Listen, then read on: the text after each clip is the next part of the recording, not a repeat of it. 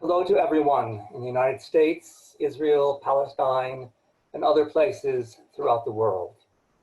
Welcome to this latest installment of Conversations with Israel and Palestine, hosted by Partners for Progressive Israel. Conversations with Israel and Palestine is a series of informational webinars that bring voices from Israel and Palestine to an American and other audiences, providing an important link between progressives in the US and in the Middle East. My name is Leonard Grob, and I'm a Vice President of Partners for Progressive Israel.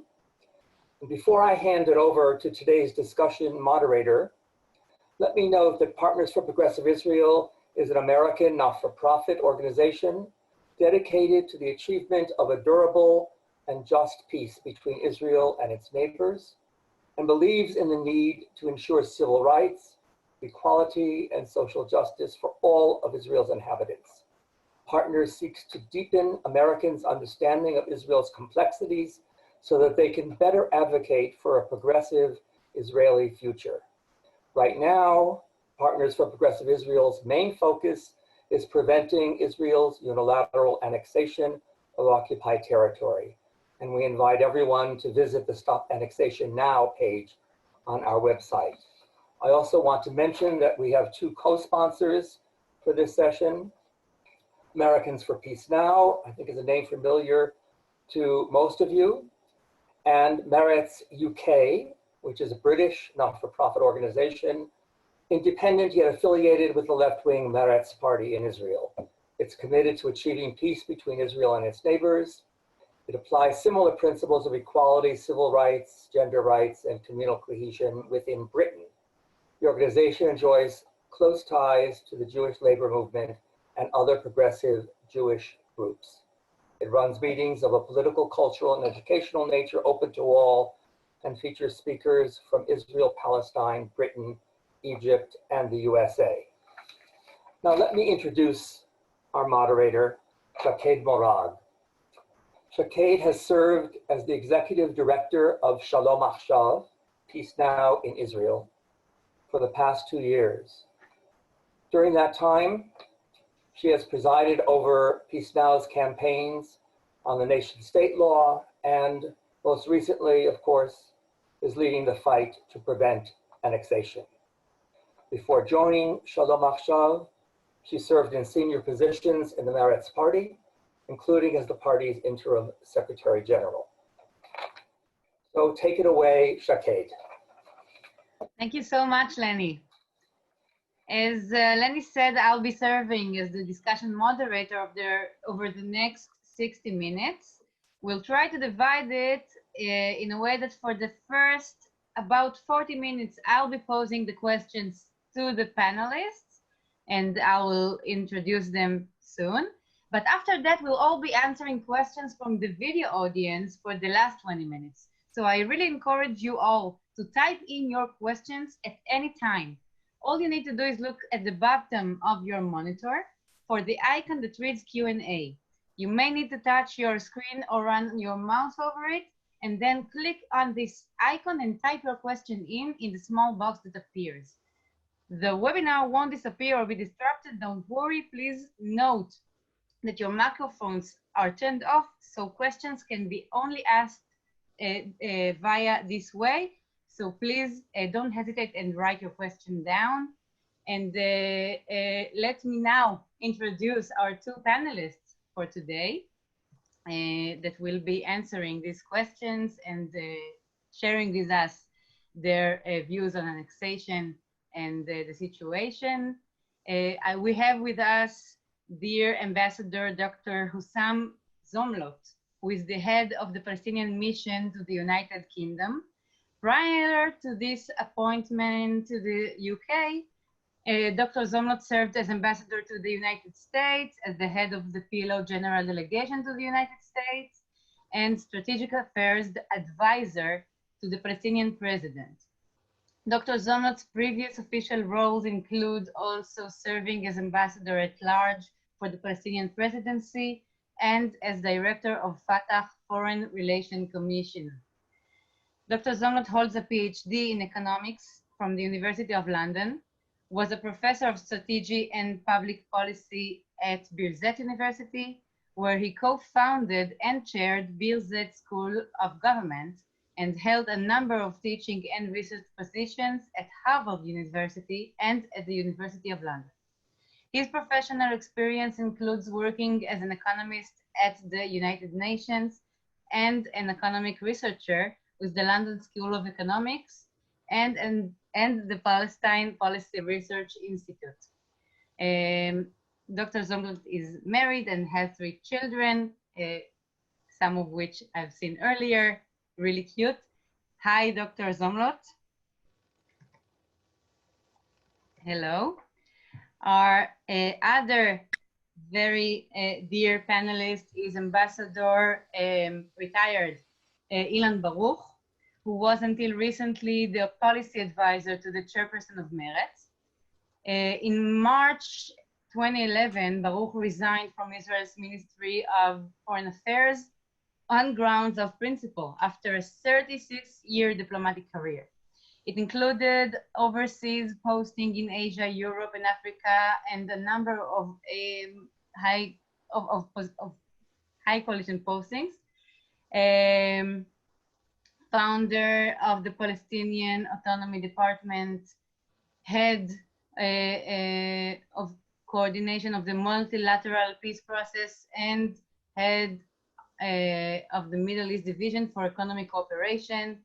He was also a team member of the Israeli delegation to the Oslo Peace Interim Accords negotiations and participated in various negotiations with the Palestinian Authority, Jordan, and Egypt on economic agreements. Ilan Baruch's last posting overseas was Ambassador of Israel to South Africa, as well as Namibia, Botswana, and Zimbabwe. Since his last retirement, Baruch has been devoting his time and experience to projects in public diplomacy and occasionally contributes columns of policy advocacy in different media outlets in Israel and abroad. Ilan Baruch is currently the chairperson of Policy Working Group, a team of activists devoted to promoting a Middle East peace process based on the 2-state paradigm. Baruch is also an editorial board member of the Palestine-Israel Journal and co-founder of a new cultural center startup, the Palestine House in Tel Aviv. So hello, dear Ilan. And I'd like to open with the same question for the 2 of you. Dr. Zomlot will go first. I'd like to ask you, we are gathering here because of the issue of annexation. Why is it so dangerous? What is so bad and grave about annexation? Really, a few minutes from your point of view. Why is it so urgent that we are gathered here discussing this? Please. Before that, Shaqued, allow me to really express my gratitude for the America Peace Now, for the Meretz UK, for the partners, for Progressive Israel, and for you and for all the people who have joined us, because this is a major thing at a very important time in our history. And I think out of impeding annexation comes also people together, and it brings movements together, and we see this happening everywhere. You mean by that question maybe the term that has been used by several people, including us, the Palestinians, that annexation poses existential threat. And let me first, from the very outset, clarify this point. It does not pose an existential threat on the people of Palestine, the cause of Palestine. I mean, there is no such a thing as an existential threat on 13 million people. Once a journalist asked me recently, what if Israel does to you what it did in 1948? What if a wholesale transfer happens, ethnic cleansing, they send you in buses off east? What happens? I told them nothing will happen. We will just become a diaspora agency and a liberation movement from outside. And I reminded the journalists that actually that's exactly what we were before 1993. So the existential part is about the two-state solution. It's a threat, an existential threat on the two-state solution, not on the people of Palestine or the cause of Palestine, and for that matter, for the cause of peace and justice, because there are so many other forms of solutions in the future. In the future, there would be so many other ways of manifesting justice and legality. It's not just the two-state solution. However, the annexation is an imminent existential threat on the very notion of partition. It is not secret, and I will try to be brief, that for Netanyahu, it serves three functions, three purposes. The first is personal. It simply has allowed him to be re-elected, to dodge criminal charges. He wants to be big and take big decisions. By the way, I am hearing from so many people, especially in America, who interact with Netanyahu. He's obsessed about, in a way, being the one who erected the second Israel. The second Israel is a greater Israel, Israel from the river to the sea. And I don't want to dwell on this, but most likely he will not be remembered as that. He will be remembered as the one who ended the first Israel. He will be remembered as the one who has really undermined the first Israel that tried to be, in a way or another, a semi-democracy. But there is a political function for this whole annexation, and there is a strategic function. The political function is a diversion, because all of us are up in arms about annexation, focusing on annexation, and almost feeling like should Israel pause and postpone or cancel annexation, it will be rewarded. I mean, so already Netanyahu has managed, by focusing on this issue, to divert the attention from issues that he does not want to discuss, which is practically the end of occupation, the cessation of the settlement expansion, and all that you know of the real issues on the ground. And nobody is talking to Netanyahu and to the Israeli government about these real issues. Everybody is pressuring to stop, prevent annexation, which is important. It must be prevented, but it did serve that political. Strategically, annexation for Netanyahu would simply preempt any possibility of a two-state solution, any possibility of a Palestinian state. Now, I don't want to go much further, Shaqued, but the map for us is very clear. The moment the Israeli government announced that it intends to annex on the 17th of May last month, we immediately absolved ourselves of all agreements signed. Why? Because that commitment by this wide coalition government means that Israel has absolved itself of all agreements, because the crux of these agreements is negotiating towards a two states on the 1967 borders. It was in the Oslo Declaration of Principles that this would be based on UN Security Council resolutions 242, 338. In Oslo, Israel reversed its decisions and its annexation of East Jerusalem, because it accepted that Jerusalem is a final status issue. It is up for the negotiations of the two sides based on the international framework. In Oslo, Israel also accepted other 5 permanent status issues, including borders, settlements, refugees, and what have you. Therefore, the declaration of annexation is a reversal of the reverse, i.e. Israel went back 180 degrees to reverse its decision to put all these issues on the table. And that's why, legally speaking, we had to. It was not a threat or a reaction. It was a legal act because it doesn't make sense that you actually commit to agreements that the other side has just nullified. The second part is, should Israel go ahead with implementation? And we are clear. We are as clear as it can ever be. Should Israel go ahead in implementing annexation, be it 1 centimeter or be it the entire West Bank? And by the way, what they're talking about is the entire West Bank. Go back to the ultimate deal, the Trump deal. Israel has the overall security control from the river to the sea. It doesn't matter if they annex parts of the West Bank here and there, but effectively, it is the annexation of the entire West Bank.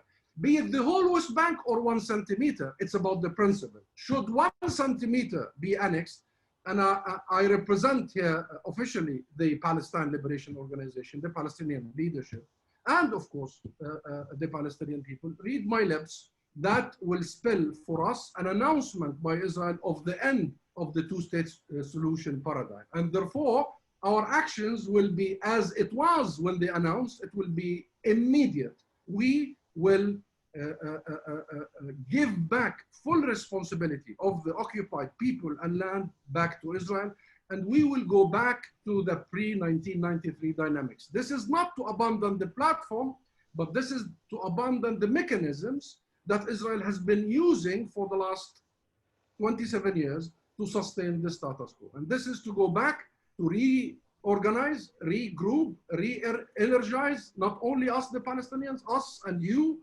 And we witnessed what happened in Tel Aviv only recently, the protests against annexation. We are seeing what is happening in the US, and only today, 189 members of the Congress signing a letter against the annexation and against the Israeli policies. We are witnessing in Europe here and in the UK, the great opposition that is happening. So it's just a call for regrouping, reorienting, taking a breath and see how can we go further. With that, I end that there's much to add later on the discussion. Thank you so much for this very direct speech. I am looking forward to ask you some questions, but first I want to hear the introductory part by Mr. Baruch. Can you please give us some another angle of this, maybe the Israeli point of view? Why is annexation so dangerous for Israel? Yes, well, I need to make sure that our audience is not thinking that I in any way represent the government of Israel here. I'm very much on the side of opposing government policies, and this is the reason why I'm here today, and I'm very grateful to the organizers and also to Husam for his introductory remarks. We talk about no less than a dramatic change of the game. It's an annexation by Israel of Palestinian territory, regardless of size. Even 1 inch would be a paradigm change. We have been living in sort of an uncomfortable coexistence with the Palestinians on the premise that occupation will change into a settlement through a negotiated peace agreement. And annexation, even though it is pretended to be part of an American designed redraw of future relations between Israel and Palestine, it is actually a one-sided unilateral act of designing the future in a way that removes once and for all any option for a Palestinian opportunity for self-determination. And this is very dangerous for Israel itself, for a reason I would like to articulate in a minute. But it is also dangerous for any future relations between Israelis and Palestinians, and Israel and the Middle East. I can see a catastrophic result of annexation by the way of fragmentation in Jordan, for example, a threat to the Hashemite house, waves of violence in the region beyond Jordan, and within Israel-Palestine. Violence is a possibility that we need to take into account. And so we think that we in my group, myself, that annexation is a very irresponsible move forward by a government that actually is looking at its own narrow agenda.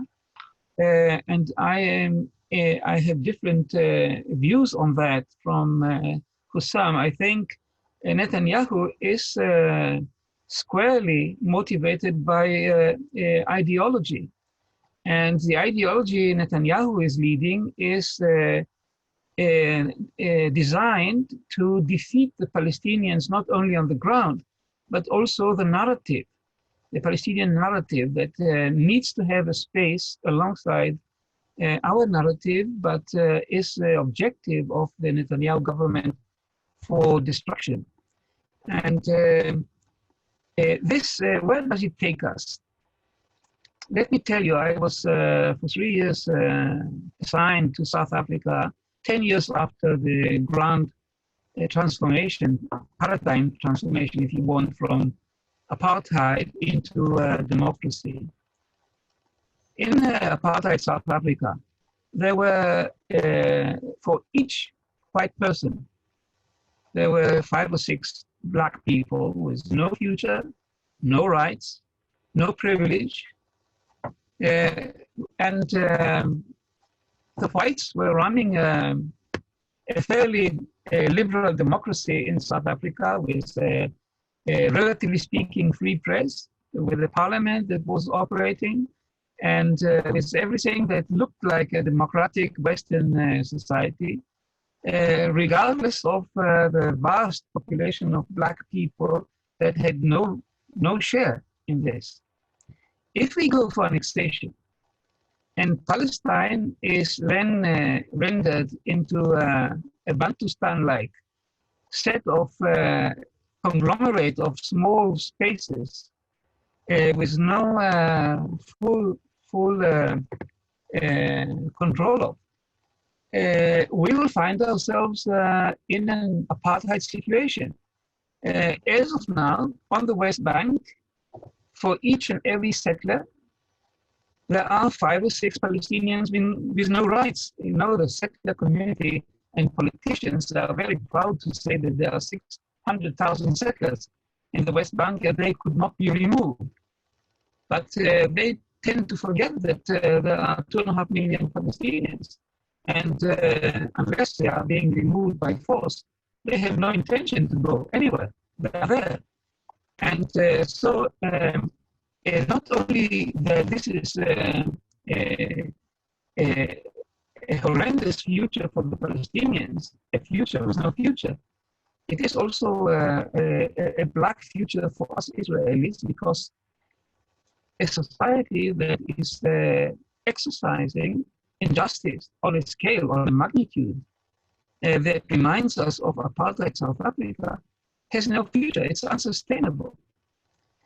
And I am looking from a distance on all of this. People need to understand that Palestine actually should have been given an opportunity for independence and statehood and self-determination in the course of time that we call decolonization. Like Ghana or Nigeria, Palestine should have been a country with no domination by anyone else but by the Palestinians themselves. It so happened that the case of Palestine was different to the endless number of countries. You know, we tend to forget the UN General Assembly in November 47 included only 56 countries. Today, it is 193 countries. But the difference between the two is decolonization. And in this period of decolonization, Palestine should have been already an independent state, maybe 50, 60, 70 years. It didn't happen. And today, I think the dealing with annexation should take us to the point where we are looking at new ways to make it possible for Palestine to become Palestine, a separate, independent, viable state in where Palestinians reside and exercise self-determination. If you want, we can use the language of decolonization and say that Palestine needs to be liberated. Very unfortunately, it needs to be liberated from us. And I can tell you that in Israel, you and I, Shaqued, and others, there is a constituency.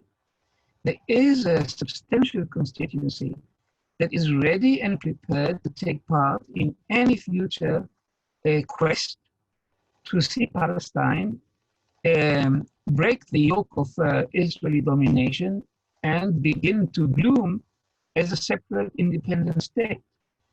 We need for that the international community. And this is why I was so thrilled to be part of this webinar, because I'm investing myself day and night in talking to the third party in this game, the international civil society. And this is the job Husam is exercising as ambassador of Palestine in London. And this is a job I'm exercising as a player in the Israeli civil society of activists who are capable of reaching out to the international community. We have been witnessing these days a fantastic project born in Israel. Few former members of Knesset wrote a letter, a petition to hundreds and hundreds of members of parliament in Europe. 1,080 parliamentarians in Europe, European Parliament and national parliaments, signed this petition that is calling for putting a stop to any attempt to go for annexation. And we need to use this world crisis around annexation as a leaning point for regrouping and re-coordinating a universal struggle to see Palestine finally remove the domination of Israel and begin a new phase of partnership between two equals, two nation states, side by side. And my last point is for our conversation. I think that we should not see a two-state solution as the objective of our work. We should see two-state solution as a corridor to the main objective of peacemaking, and that is reconciliation. There is no reconciliation between a defeated nation and a defeating nation. It doesn't work like this. In the nature of human beings, it cannot work. You cannot defeat someone and then request reconciliation. We need to allow a generational rehabilitation of the Palestinian society into a normal nationhood without the Israeli domination and interference. And then we can reconcile our issues. We need first of all to recognize that our conflict is way beyond a diplomatic setup and settlement. The idea that once you get a settlement signed, beyond of that, this is the threshold for peace and partnership. No, that is just the beginning of the hard work of reconciliation. And I think that the idea of annexation is in itself alarming, but it is also an opportunity now to set back our resources into action against occupation and for independent Palestine alongside Israel in a two-state paradigm. Thank you so much, Ilan. I'd like to take you on the point of the two-state solution. We in Peace Now have been active and pushing for a two-state solution for a long time. And during the last few months, since Trump deal of the century was first declared, we've been hearing that this is actually a two-state solution because it offers a Palestinian state. And I know that I'm having a really hard time to explain here in Israel how comes this is not actually a peace plan and why the Palestinians wouldn't even be willing to respond to it. So I'd like Ambassador Zomlot to clarify a bit why this is not a plan for the establishment of a Palestinian state, or is it? And how comes there is no Palestinian partner around the table. Can you please answer that? It isn't a plan, and it definitely has nothing to do with peace, Shaqued, and it is far away from a two-state solution.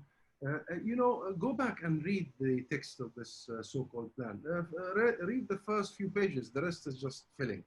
The first part, it tells you that international law, international resolutions are irrelevant.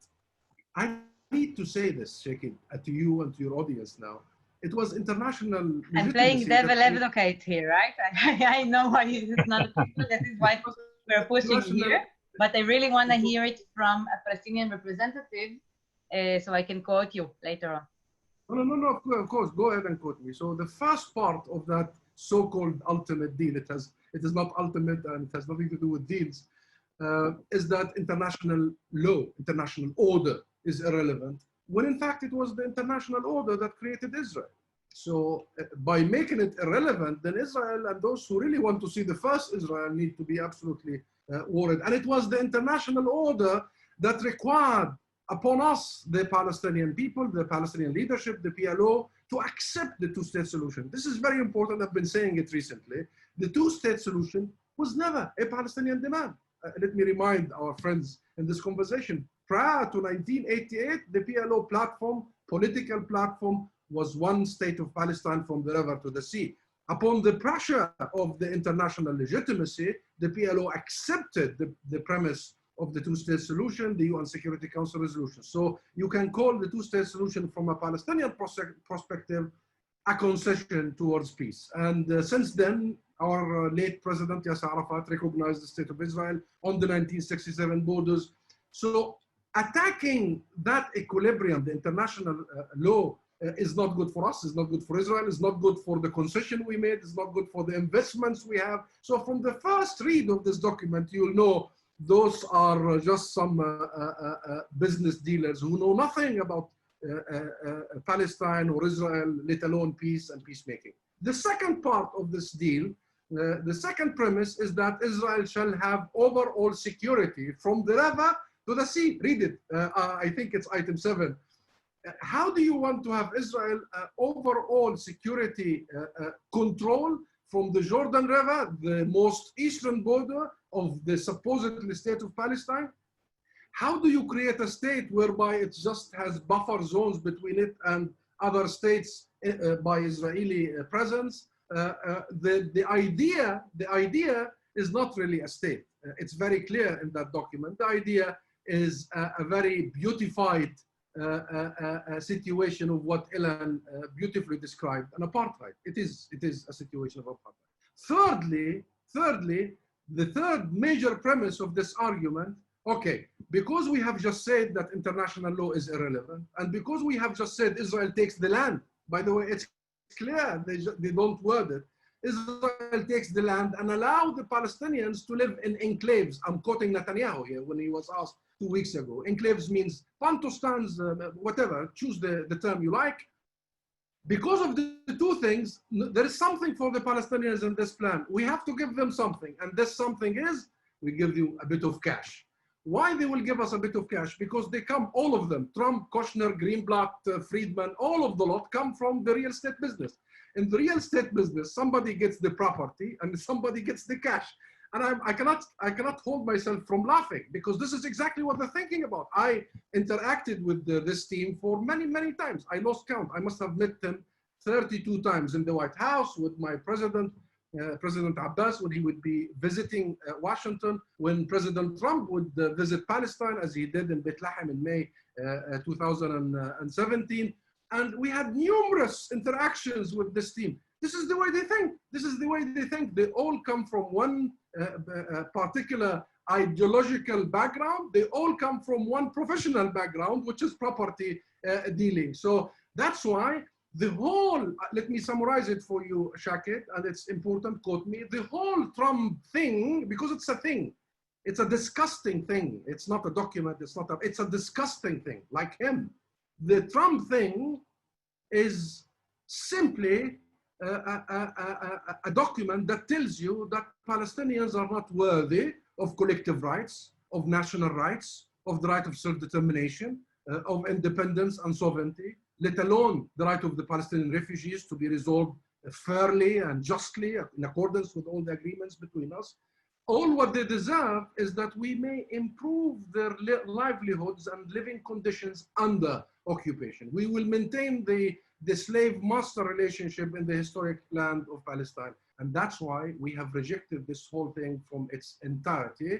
And that's why Kushner went to Bahrain with his first leg of the plan about, announcing $50 million for Palestinians.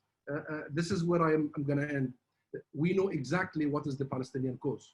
The Palestinian cause belongs to a nation that is very vivid, very rooted, very talented, very mobilized. The 13 million Palestinians rejected the Trump plan. You have not heard one Palestinian who might have been drugged or something accepting it. We are united in our purpose, in our narrative. Ilan talking about Netanyahu's obsession with our narrative. Let him obsess as much as he wants. Our narrative is not going to be unchanged. It will only be solidified with our new generations. Such a nation has its allies, real allies and solidarity in the region. And don't listen to Netanyahu about normalization. He has a couple of friends here and there, but the Arab world, the Arab streets, look at them, hear them very, very clearly. See every time they take off to the streets, as they did recently in Lebanon, in Tunisia, and everywhere. You will see only the Lebanese flag and the Palestinian flag. In Tunisia, the discussion about the constitution, they were introducing a section on Palestine. And Israel is absolutely the one thing that should never be normalized until there is no such a thing in the world that you introduce in your constitution foreign policy issues. It's always about internal. So we have support in the region no matter what. This support is historic, has to do with the religion, the history, the civilization, the kinship. We are intermarrying, and no Palestinian family has no Jordanians, and Jordanian have Palestinians. This is beyond politics. So Netanyahu can inflate and exaggerate this for his purposes, but he's lying.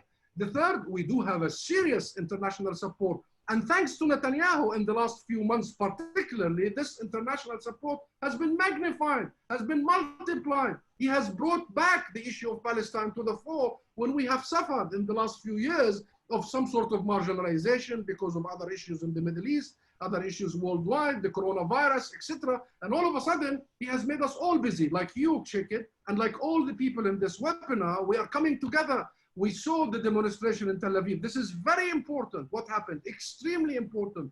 We followed the letters by some members of the Knesset, by some Israeli former security personnel. We follow the Jewish community, real activism in the US, here in Europe. By the way, the letter you just mentioned by 1,080 parliamentarians, European parliamentarians, including 260 UK parliamentarians, was initiated by progressive Jewish organizations in Europe and in Israel. So we see this movement together. Why I'm saying all this? Short of Israel and with it Trump understand that this issue is an issue of nationhood, statehood, self-determination, legitimate rights, people who really want to achieve peace through achieving their rights. Short of that, no real estate business is going to do. And I'm sorry, I've taken a bit longer. Netanyahu has a feel now. It's not just ideology, Ilan. I respect that, he's also a calculator and he's a maneuverist. He has been maneuvering everywhere. He calculates. It's a cost benefit for him. And I assure you, the moment he learns that it costs him personally more than it reaps, more than it benefits, he will change course. Of course, he has ideologies, but the main thing for him is what keeps him in power, what advances him as the king of Israel. However, the key really point here is that he feels what we call in strategy power surplus or excess of power, that Israel has such power surplus. This power surplus is because of the military supremacy, the economic supremacy, the relationship with the US, etc., etc. The Arab world and what happened since the Arab Spring, between two parentheses, there is such a surplus. Israel is so comfortable. Add to that There is the Palestinian Authority. It's taking care of the entire occupied population. It's a 5-star occupation. Israel can do as it wishes. No international consequences. This is exactly what I mean by power surplus. We are comfortable. But I know, I tell you, this power surplus in the 90s has made Israel want to impose a solution on us. So the idea in the 90s is that let's impose a solution to the interest of Israel, to the benefit of Israel, advantaging Israel because of the power surplus. It didn't work. The 90s didn't work because, as Ilan said, you cannot impose a solution. As actually the UK foreign minister, Minister of the Middle East yesterday in the Security Council, he said, imposed peace doesn't work. You can't. In the 2000s, Israel kept the surplus. It increased a little bit from 2000 to 2010. In that decade, the surplus increased and it wanted to manage the conflict. So it's a conflict management. Netanyahu lately feels so much the power of the surplus, and he wants to liquidate the conflict. He wants to redefine the conflict from a conflict of national movements, conflict of political and legal manifestations, and considerations and frameworks to living conditions. People who are poor, we have sympathy to the Palestinians, we want to give them job. Excuse me? The Palestinian people, and I'm not saying this in any way or form just to be rhetorical, we are one of the richest in the region. We have the highest per capita PhD graduates worldwide. Leave us alone and end the occupation and create a state of peace and see the blast that will happen in the economic sense in the Palestinian people. So this will be rejected. And I think Netanyahu is helping us, creating a real momentum to a real peace. Thank you so much, Ambassador Zomlot. I'd like to move now to some questions because we have many.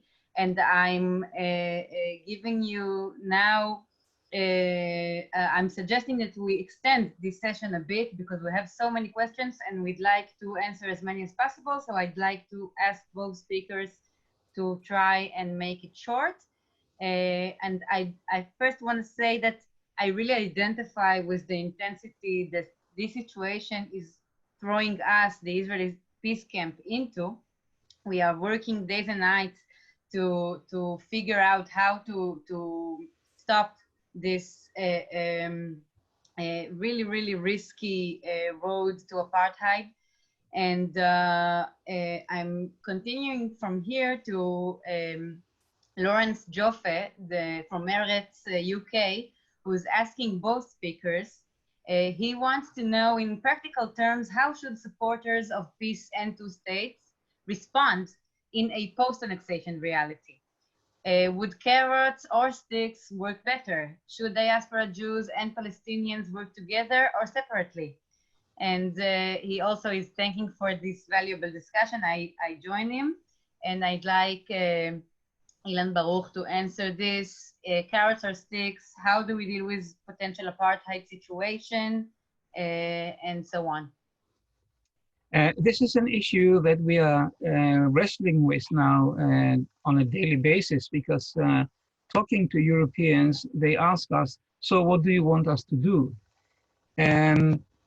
We say disincentives. We say incentives, disincentives.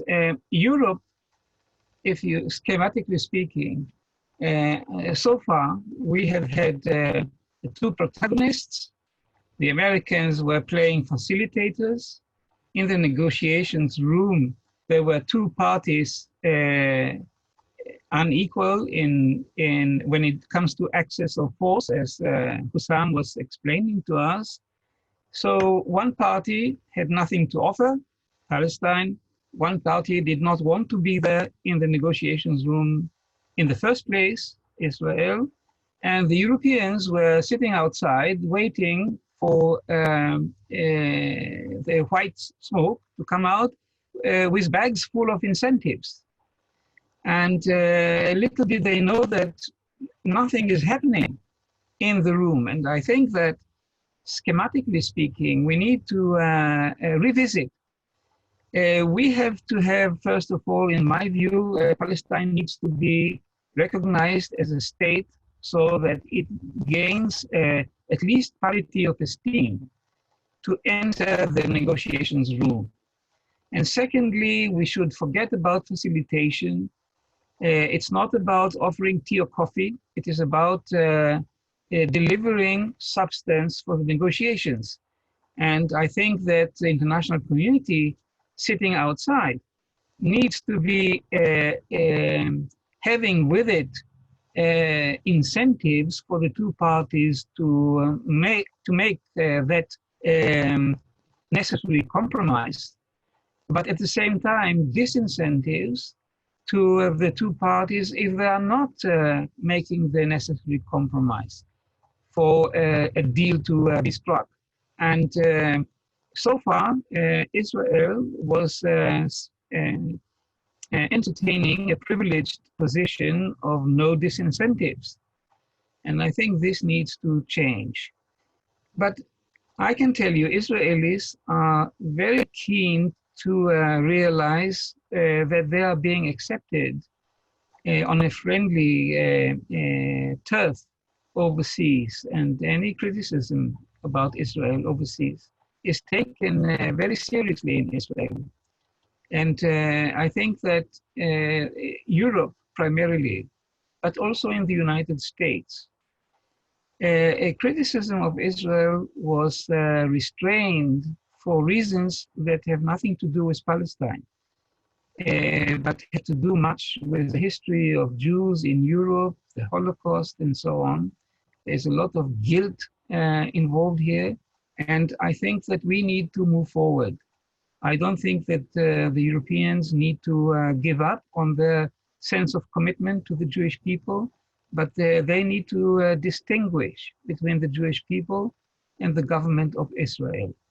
And I think they need to unleash a far more critical stand on the policies pursued by the government of Israel, because the policies are immoral and unsustainable and threatening international interests just as well.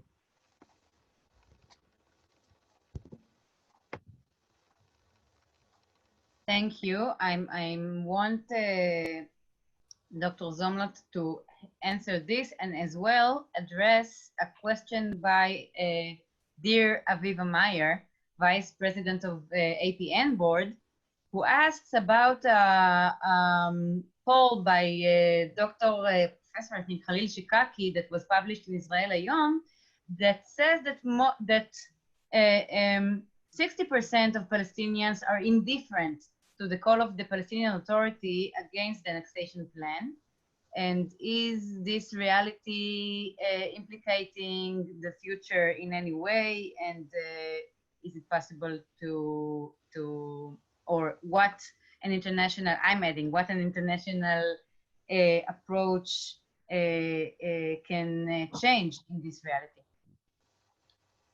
Thank you, Shaqued. And let me answer Lawrence first, and may I also thank Lawrence for helping arranging this webinar and this very timely discussion, Merits UK. And answering your question, Lawrence, I have 2 points really to suggest, because so many things need to happen to help out here. You know, so many things nationally, so many things regionally, so many things globally, European Union, the UK, in the US. But I want to focus for the purpose of this discussion on 2 things. The first, I think this whole threat of annexation must redraw the lines now. This isn't about people who are pro-Israel and people who are pro-Palestine anymore. I think there has to be a movement, a global movement versus this fascist, phobic global movement as well. We need to come together and we need to fight everywhere. It's not just against Netanyahu. I mean, Netanyahu is allying himself with, you know who. He's the ally of Trump. He's the ally of Bolsonaro. He's the ally of Orban of Hungary. And should I go on the list? I shouldn't. I hold official position and I should refrain from going down the list.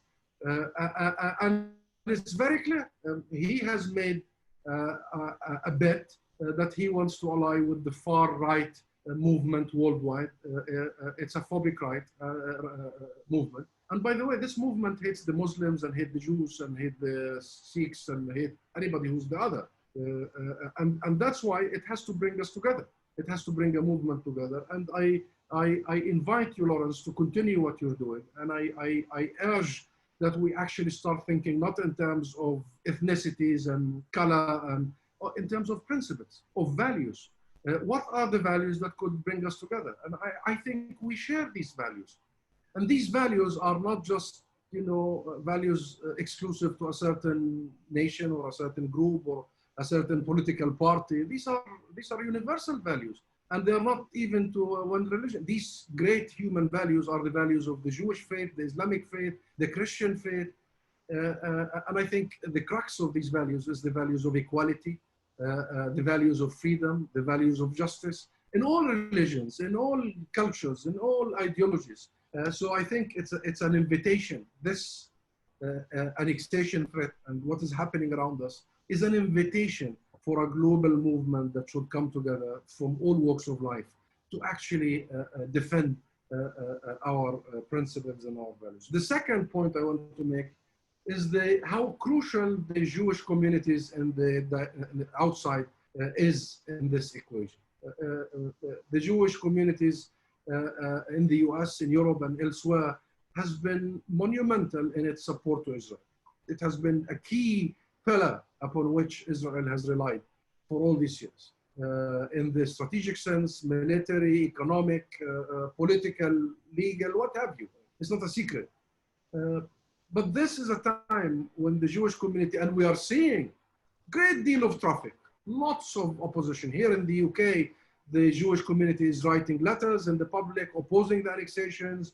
They even wrote a letter to ask the UK government not to accept the proposed Israeli ambassador to the UK because of her background, and she's the Minister of Settlement as we speak.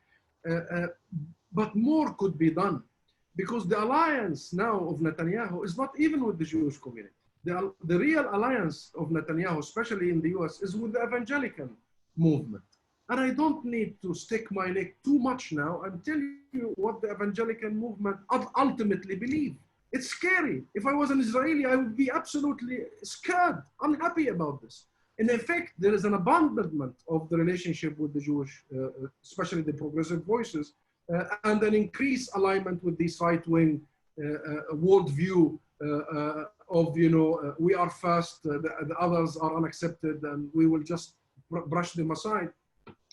And the Jewish community, in my opinion, outside, could be it, because of the connection to the issue, because of the moral background. We know 70% of the Jewish community in the US are Democrats, are liberals, are progressive. They vote Democrats regardless who's the candidate. We know that the Jewish community in America was one of the founders of the of the anti-war movement and supported the civil rights movement. We saw the viciousness of the extreme right wing and the white supremacists against the Jewish communities in the US and the synagogues. We know what is happening is not just against the Palestinians, it's against the Jewish communities in America. We find ourselves in the same trench all of a sudden, in the very same trench.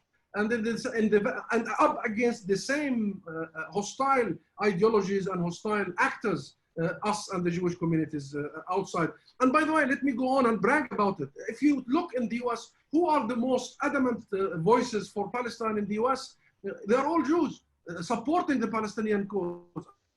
I don't want to embarrass them or reveal too much, but all of them. So there is already an existing phenomena there, but that phenomena need to be organized and magnified and actually come to fruition. The answer from Aviva, the question from Aviva, about Shakaki and the polls. Aviva, this should let me and let you despair that if the poll is correct, and polls are not always correct. The majority of the Palestinian people want to see an end of Israel's occupation. I assure you that. The majority of the Palestinian people want to see an independent, sovereign Palestinian state, and they need a state that defends them. I mean, they have enough. They are the ones who need security. It's their sons and daughters that are being killed. It's their land that are being stolen on a daily basis. So a state could be guarantor, if you may, of their rights. You know, in the last couple of months of the corona pandemic, I was in London, at least, the only ambassador who could not send our people back home. You know, there were so many people stuck here because I have no airport and I have no national airlines. So people want a state. And the majority of the Palestinian, even political factions in the PLO and outside, including Hamas, now has the two-state solution as a platform. But the poll that shows you 60% will not go and fight for it should cause or should be a cause of despair for you and I. It means people have lost hope. It means that people are not really believing that whatever they can do or will do will change the calculus in Israel.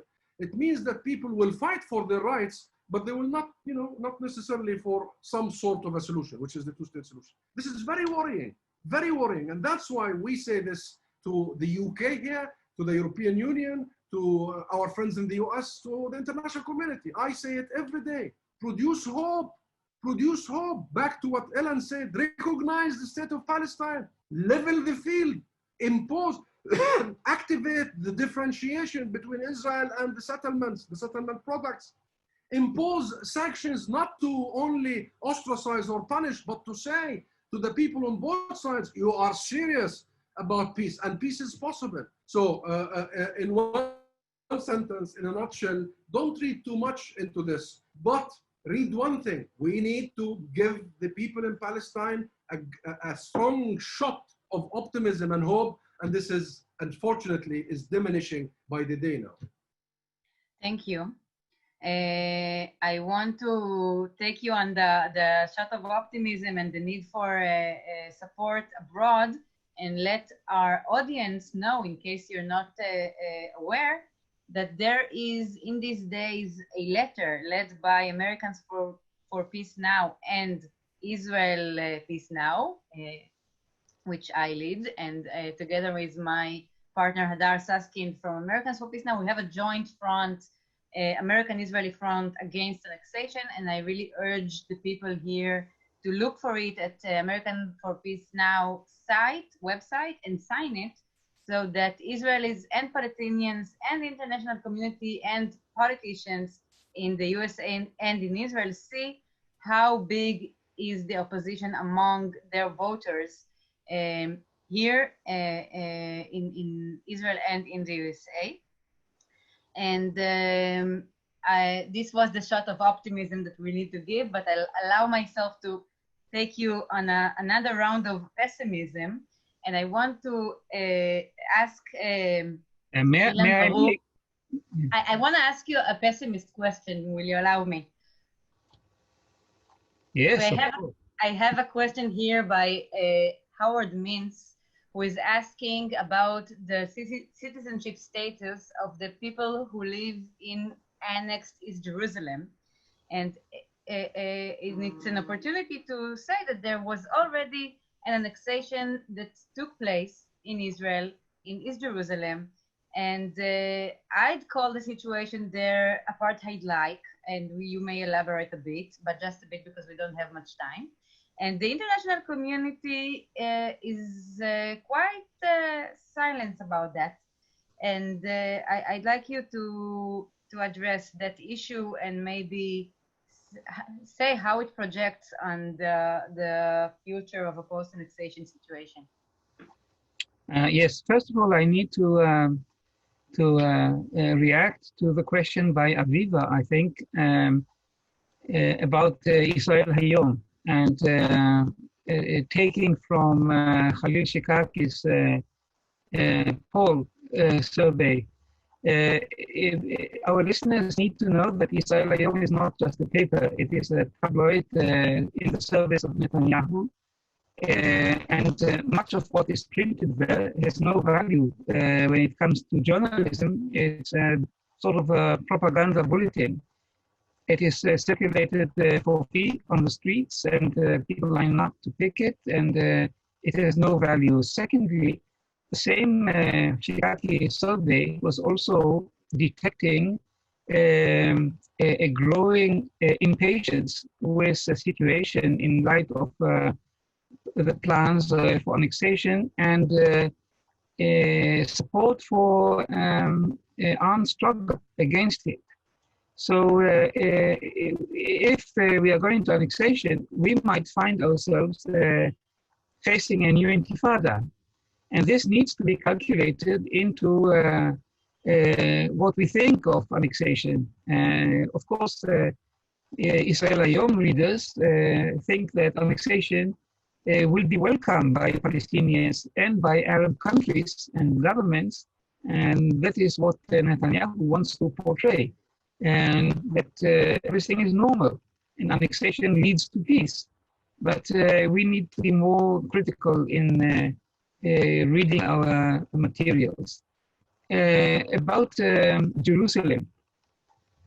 Jerusalem is a case that it will have to be studied in light of the intention of my government to create a new community in the West Bank that is becoming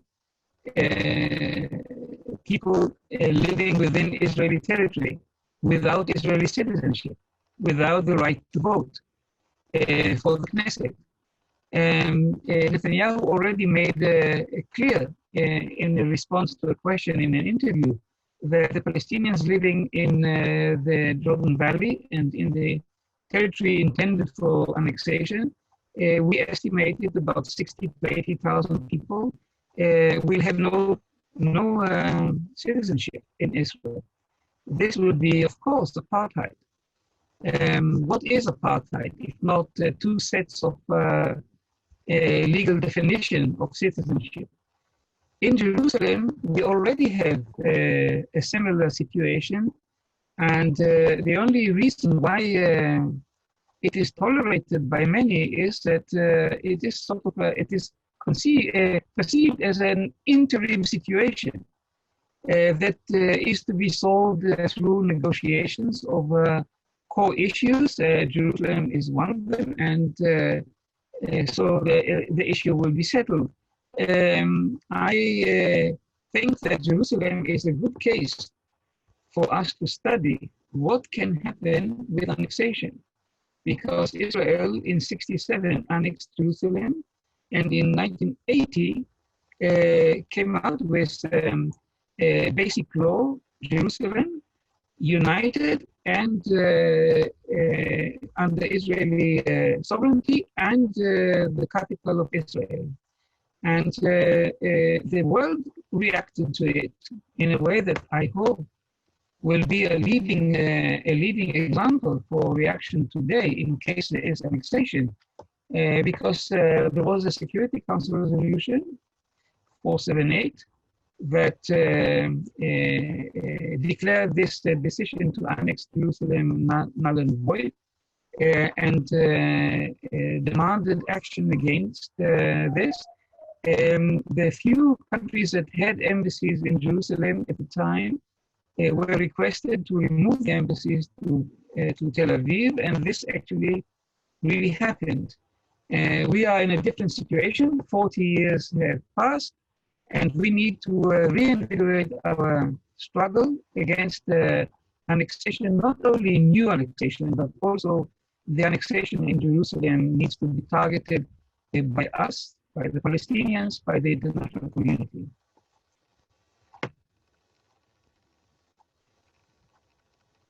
Thank you, Ilan. I am going to give one last question because we're close to the end, unless it's short, and then I'll have time for another one. This is a very practical question that is sent to us by Rafael Cohen Almagor to Ambassador Zomlot, and he is asking, is the Palestinian Authority willing to negotiate with Netanyahu? If not, why? I can tell you that personally I've heard President Abbas saying that he's offered a few times to negotiate with Netanyahu, but I'd like to hear, it was 2 years ago almost, and maybe there is a new position. And if there is a need for mediation, who can mediate between the two parties? And I personally, as an Israeli who sees Benny Gantz, or used to see Benny Gantz as a potential next prime minister in Israel, what does it take for the Palestinian Authority to negotiate with Benny Gantz, and who can mediate that? Can you please answer that, Ambassador Zomlot? Yes, I can. Let me go back to the question by Howard about the apartheid, because it's a very important question. And I think apartheid has existed for a long time. And Ilan is absolutely accurate in saying apartheid is about erecting two different separate legal systems in one territory operated by one government. This is the UN definition of apartheid. In Israel, there are three separate legal systems that has been operated for decades. The first has to do with the Israeli Jews. As you know, it's semi-democratic. It has all the needed social welfare state, democratic institutions, and what have you. The second is for the Palestinian citizens of Israel, which, you know, the nation-state law has specifically told them that they are not really full citizens and they can never have collective rights or the right of self-determination. So that's a different legal system for them by law, by the law of the Knesset. The third system is for the Palestinians under occupation, you know, in the West Bank and Gaza. And in this third system, there are four subsystems. One that has to do with the West Bank, one that has to do with Jerusalemites, Palestinians in East Jerusalem. By the way, there are different legal systems, legal dealings, color of IDs, way of dealing between Israel and these citizens. There are the third category, the people in Gaza, which is the worst category. You don't want to be from Gaza and dealing with the Israeli legal system vis-a-vis Gaza. You are besieged, you are in an open-air prison, as you know. And the fourth is for Palestinian exiled, diaspora, refugees outside, which in no way allow them to even visit, let alone return. Now, this has been happening for a long time. The question is, why, if it was happening, this issue was not magnified? Why there is no light being shed on this apartheid? Why we are not talking about it as much? I'll tell you why. Because during that time, there was focus on the two-state solution. Focus on the issue of land liberation, end of occupation, establishing two sovereign states. Focus on international mediation, back to your question, and Rafael, about who can mediate. And everybody was waiting and hoping against hope and wanting to see what will happen in the Israeli elections and what will happen in the American elections. This lasted for 27 years. This brings me back to my first assessment. Should Netanyahu goes ahead with the annexation, I think the talk about apartheid would take the center stage in the Palestinian national politics, in our global movement, and what have you. It is very important to explain that. And by the way, this is not by way of telling Israel you may lose out of this. This is the reality. For many of us, like including myself, we chose to focus on creating a state, ending Israel's occupation, achieving our sacred national rights.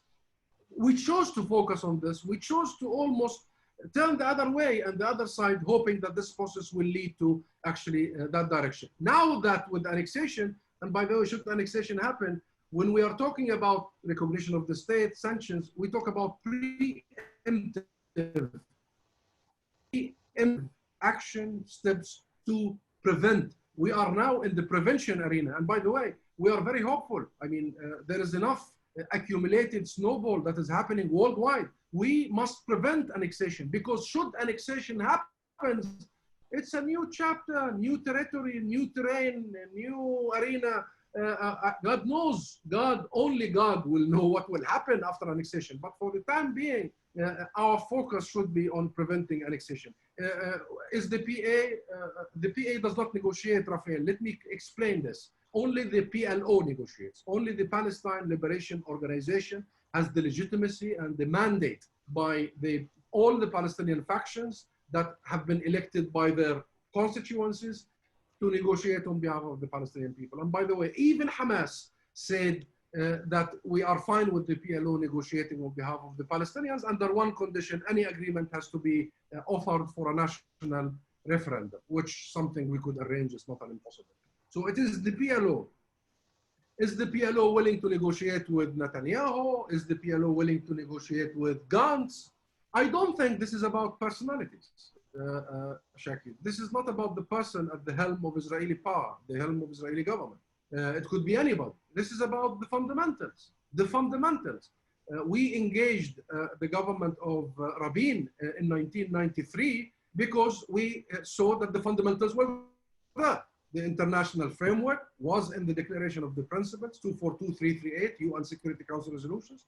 All the issues that should be final status issues were listed clearly, which indicated Rabin's government acceptance to reverse even the annexation of Jerusalem, because once you put Jerusalem as #1 issue to be negotiated, then you accept the premise that your annexation was illegal, was null and void. Today, we will sit with any Israeli leader, representative, prime minister, should these fundamentals be restated and clarified clearly. We are not about who we like and who we dislike. It's about our rights. It's about the possibilities of reaching an agreement. And by the way, we have wasted 27 years. I'm not so sure if we are interested to waste another 27 years. Having said that, yes, President Abbas has been saying he is willing to meet any Israeli prime minister under the international framework, under a mechanism of an international peacemaking.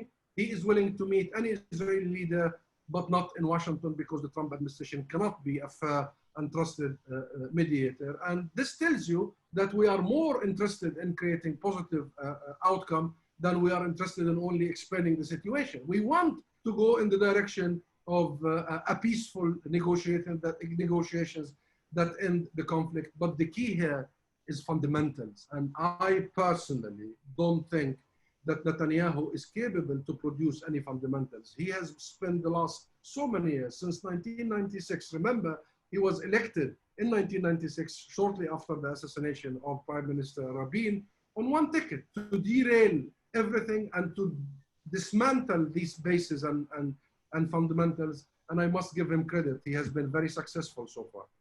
Yes, sure. His slogan in '96 used to be, "We're making a safe peace." And from then till now, we see the peace and prosperity plan by Trump. They keep misusing the word peace so that they can cover up for their de facto annexation. And I have to sum up this discussion because we're already prolonging it. So I'll just ask the two of you for final remarks, and I'd like you to address the issue of de facto annexation, because as a movement in Israel Peace Now that is tracking and monitoring the expansion of settlements, I can tell you that de facto annexation is a phenomenon that has been happening for the last decade in a speedy version, and from the moment that Trump was elected even more faster. So first, if annexation is stopped, what do we have to do to stop the de facto annexation? Because it might seem to the international community and to Israelis and Palestinians that the threat is over, but then if settlements are still constructed, then we are facing the same problem, but not formally admitting it. And some people here asked, isn't it even better to declare this is what Israel really wants, the de jure annexation and not only the de facto one? I'd like you to include that in your final remarks, and then I'll thank you, and we'll call it a night. So please, Mr. Baruch, your closing remarks. Yes. Annexation was folded into occupation since day one.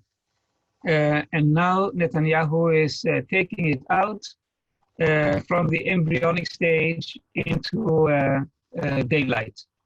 It is a threat, but it is also an opportunity, because it has been so far proving to be a recruiting argument that we need to stand up to annexation and work together to remove it from the agenda. But we should not be satisfied with shelving the annexation for the time being, because this will put it back into the embryonic stage of annexation that exists in occupation. We need to use it to regroup and reinvigorate the fight against the occupation, and put together an alliance of players in Palestine, in Israel, and overseas. And I see here a potential for a lot of work to be done. And I want to tell people it's not the moment for desperation or a sense of defeat for us leftists, pro-peace. It is a moment for regrouping and putting our energies together into a fight against it. And I'm very inspired by the presentation of Ambassador Zomlot, and I'm hoping very much to have an opportunity to meet with him, not on the web and in person, and see in what way we can work together. Thank you. Thank you so much, Ilan, and thank you for your efforts on your side to bring us to a better future.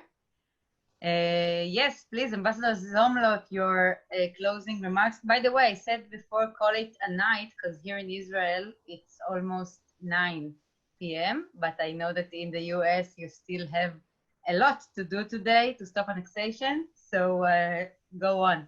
And yes, sorry, Dr. Zomlot, the mic is yours.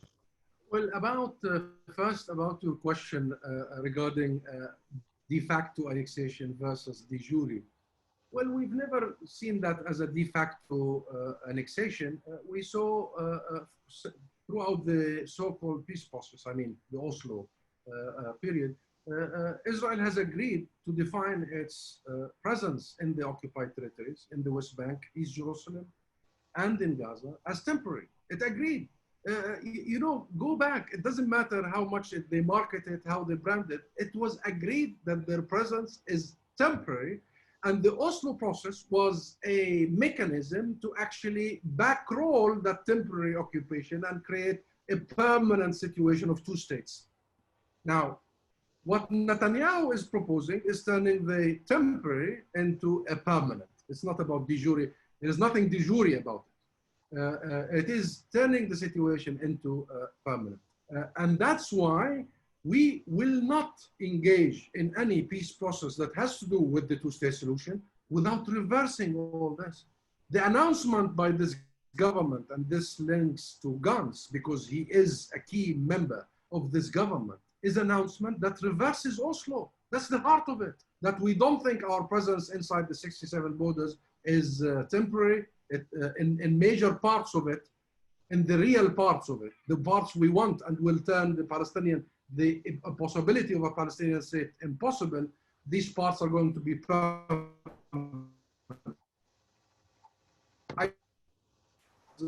There is a source of change, but I leave that for Elise. This is not our issue. The issue here is whole annexation, the Netanyahu affair. It's not primarily about Palestine. We are very clear. And yes, there are some despair, lack of hope, but we've been there before and we are capable to reproduce hope. And I assure you it will be reproduced very soon.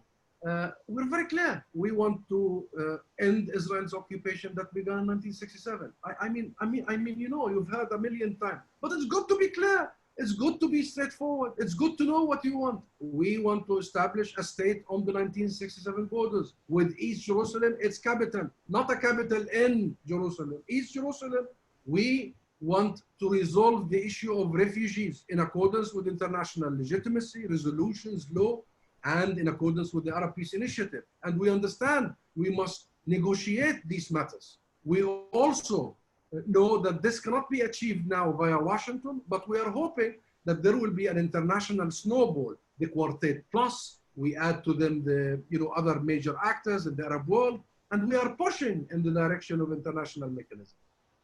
And if all this fails, also Palestine is very clear. I mean, I'm sorry, this is not about demography, but Israel is so insisting on fragmenting the geography, in swallowing the geography. Gaza has been carved, 2 million people in an open air prison. Jerusalem has been ransacked. The people's homes have been demolished. They are subjected to the most horrific situation. The West Bank's land has been eaten fastly in a vast, cancerous way over the last so many years. And you know that, Shaqued, you're watching and following, and I read your reports. So the geography has been so fragmented, but we have the demography, the Palestinian people. They are not fragmented. And we are 6.7 million Palestinians, Muslims and Christians, now in the land of historic Palestine, from the river to the Jordan. And I don't like the argument about demography being a threat. Human beings are not a threat, but we are there, and we have sustained and withstood the pressure and the conspiracies and the wars and the ethnic cleansing and all that happened and all that is happening. And there are 6.5 Israeli Jews now in the same area. So in terms of demography, we know that we are there. And I didn't even mention the 6.5 million Palestinians who live outside, the refugees in the diaspora. We ain't going anywhere. This isn't about Palestine. This is about Israel, how it wants to define itself, for the region, and for the international community. This is about, Israel wants to be defined as the oppressor and the aggressor, permanent. Israel wants to continue being defined as the last country in this world that still deploys policies of colonization. I mean, we're done with that in the 40s. Colonization, military occupation, apartheid, besiegement. I mean, it's sick. I don't think really the average Israeli people want to be defined in this case. And it is also an issue that has to do with what kind of international system, what kind of world. What kind of world? Do we want a rules-based international system, or do we want chaos? And we want what's the word? We want the rule of the jungle. Because you know what, Shaqued and all my friends, this isn't only about Netanyahu. It's going to be about who's next. And this isn't only about Israel-Palestine. Who's going to be next and next and next? So this is a moment that we feel empowered, and I link back to Ilan's final remarks about hope. By the way, I am so hopeful, and I'll leak for you a secret. Whenever I have a genuine, frank conversation and I reveal myself with any Palestinian colleagues, friends of mine back home, I say, Netanyahu, because he's drunken with power, is in the end serving our cause. Look at us now. We almost went away in the last few years, and now we are back, and there is this kick-in feeling in our guts, in your guts. We want to do something. And I think this coming together is much bigger in numbers, is much bigger in values and principles, is much closer to international equilibrium and principles. And I think in the end, Netanyahu can have his moment under the sun with four people. Trump, Kushner, Friedman, I don't want to, I have to be polite. And Avi, the new guy after Berkovich. Yes, Berkovich, that's the guy. 4. But I tell you, 100%, we have the rest. We have the rest of the world. And we are less organized. We don't have the power, but it's a matter of when, not if. It's a matter of time. So thank you very much for having this conversation. And allow me to say that we are partners in the path toward ending this and defeating those people who don't want to make us believe that there is a better tomorrow. I believe there is a better tomorrow.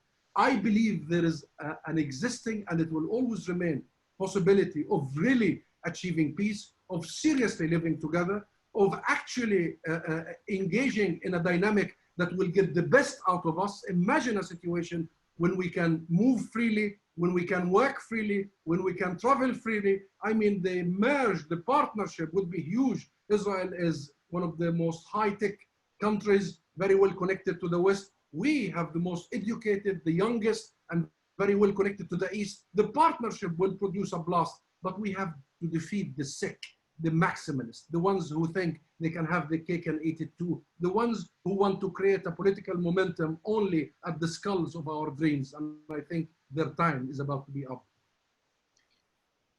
Thank you, Husam, for your empowering statements. I think you summarized the Israeli peace camp position as well.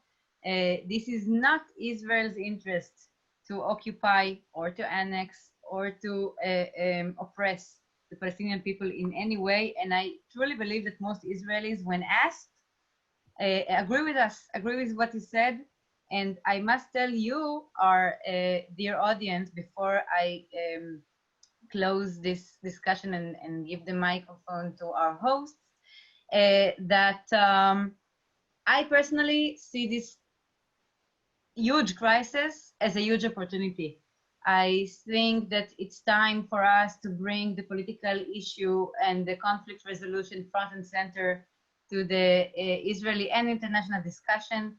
And it's our job to show an alternative and to keep the hope for an authentic peace, as you just described, instead of constant conflict and oppression, as Trump and Netanyahu are suggesting, only, if I may say, to protect themselves from being kicked away from their power positions. And we will kick them away eventually, if I may also say. And with this final remarks, I'd like to say thank you to our hosts and give Lenny from Partners for Progressive Israel, Israel, yes, to say goodbye. Thanks to you, Shaqued, for your moderating and your organization. We have your sister organization, Americans for Peace Now, is a co-sponsor, and our partners in the 10-member Progressive Israel Network. And thanks to Meretz UK for co-sponsoring. Thanks, of course, to our two speakers, to Ilan Baruch and Husam Zomlot. Your words were important, instructive, inspiring, and they leave us with some hope and urgency to continue working for the just cause. Anyone who wants to learn more about what Partners for Progressive Israel is doing with its Stop Annexation campaign, please come to our website. Thanks to all of you for joining us, and stay safe. Thank you. Thank you. Thank you very much. Thank you. See you soon again.